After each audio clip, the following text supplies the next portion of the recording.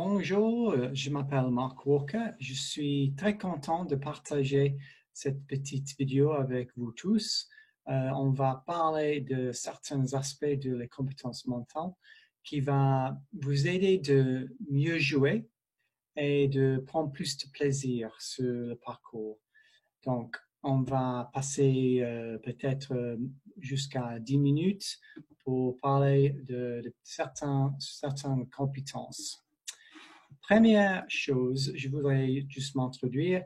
Je suis un coach professionnel depuis 8 ans. Je travaille avec les professionnels sur le circuit de division 2 et 3 et les amateurs juniors élites qui jouent pour l'équipe de France et pour les équipes aux États-Unis et pour les amateurs jeunes et vieux qui veulent améliorer leurs compétences et qui veulent jouer en compétition surtout.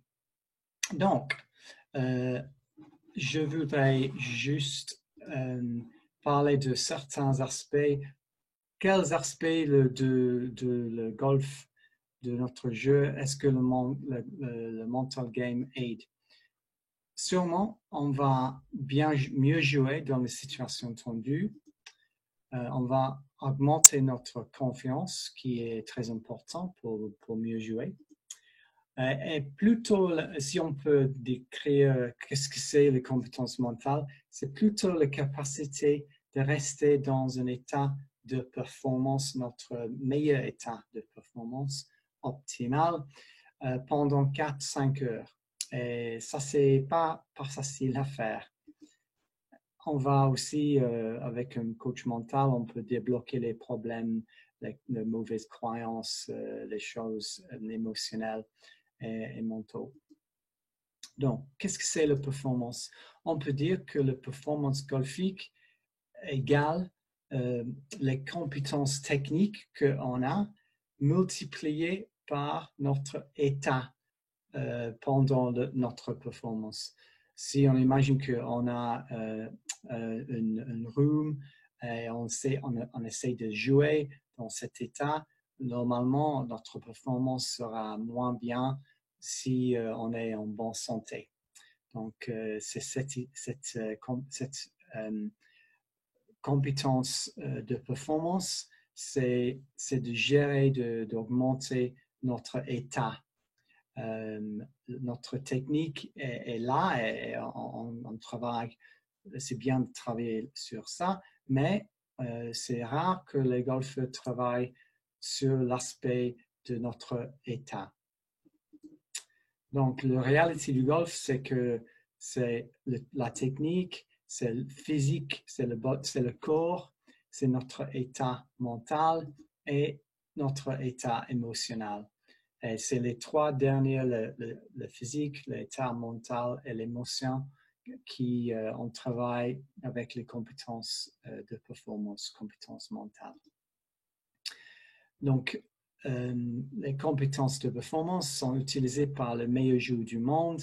Et la bonne nouvelle, c'est qu'on peut tous utiliser, tous améliorer nos compétences de performance. C'est pas quelque chose dans notre ADN, c'est quelque chose qu'on peut tous, avec travail, on peut améliorer. Le bénéfice, juste pour redire, on peut jouer avec moins de stress sur le parcours. On va jouer plus régulièrement quand on a travaillé bien sur notre compétence mentale. Et on va jouer avec plus de plaisir. C'est très important. Et on peut dire qu'on va jouer à notre vrai potentiel. Donc, dans cette vidéo, je vais faire qu'une astuce. Je vais proposer plusieurs d'autres vidéos sur le deuxième et troisième astuce. Donc, l'objectif, c'est d'introduire la première astuce pour jouer mieux en compétition. La première astuce, c'est gérer vos attentes. On va parler de ça. La prochaine vidéo, je vais parler de comment contrôler notre état et comment on peut créer notre propre routine avant notre cours. Donc, les attentes strictes. C'est la raison que la plupart des golfeurs s'engueulent, sont frustrés, deviennent énervés sur le parcours, c'est souvent parce qu'ils ont des attentes trop strictes. Ils jugent leur-même à propos des attentes sur leur performance. Chacun de nous, on peut avoir différentes attentes strictes. L'idée, c'est de devenir plus conscient de nos attentes et de vraiment faire exprès de dire non, je ne vais pas mettre cette attente sur moi, ça ne m'aide pas de mieux jouer. Souvent, on n'est pas réaliste avec nos attentes parce qu'on va taper les mauvaises balles. Ça, c'est la réalité de golf. Le meilleur joueur du monde tape les mauvaises balles. Et si on a une attente qui dit je ne dois jamais taper une mauvaise balle ou je ne dois jamais faire une 3-putt, et on s'énerve quand on fait ça, ça ne nous aide pas du tout. Donc, cette idée de juste devenir plus conscient de nos attentes strictes et de vraiment mettre à côté avant de jouer.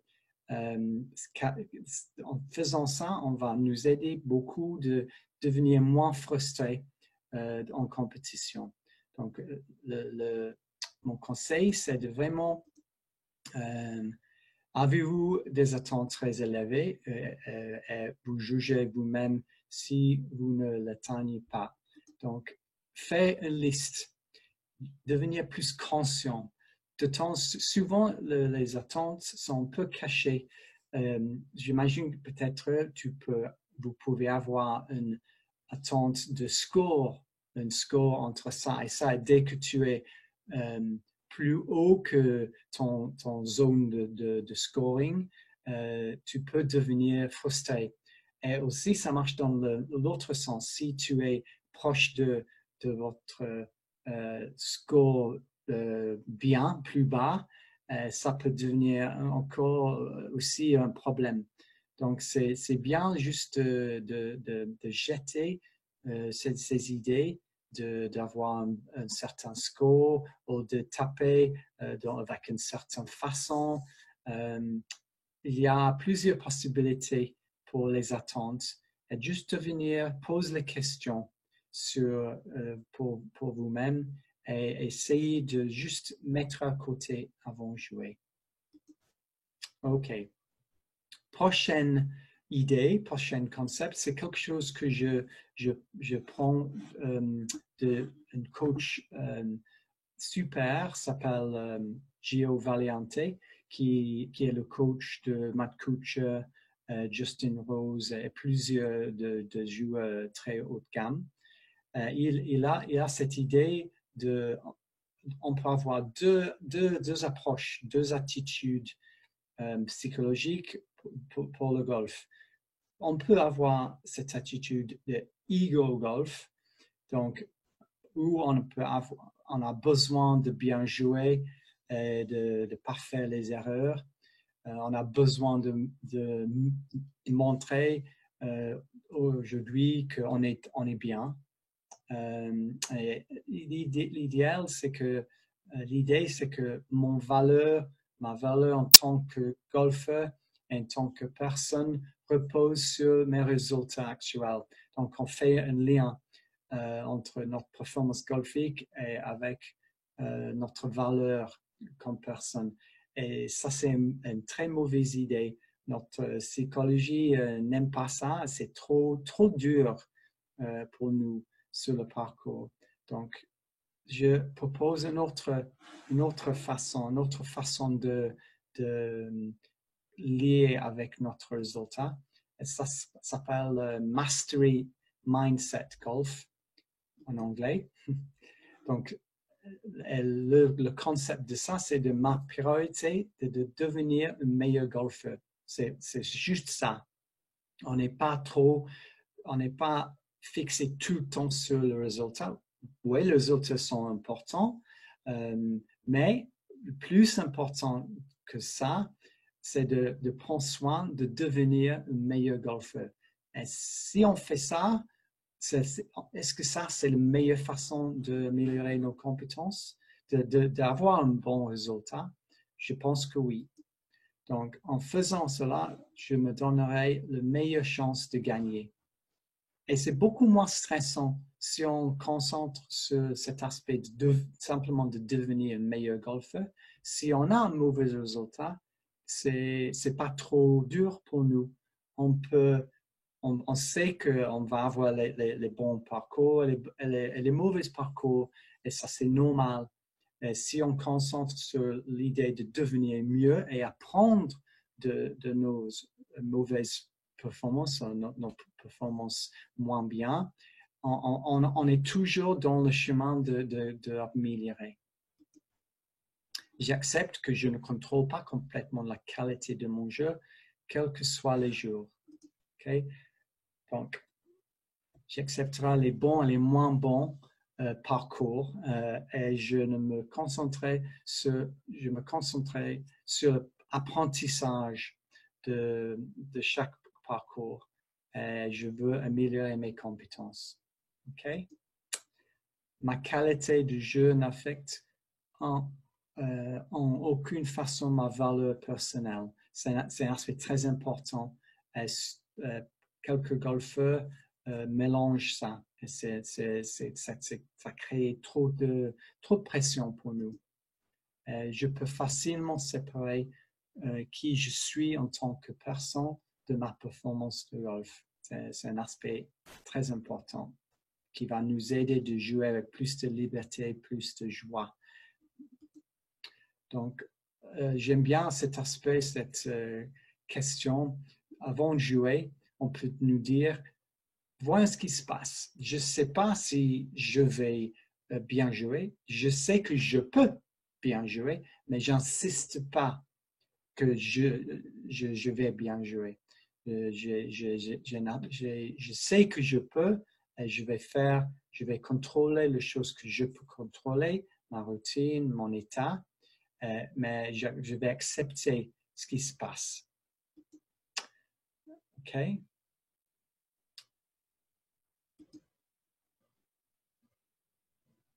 OK.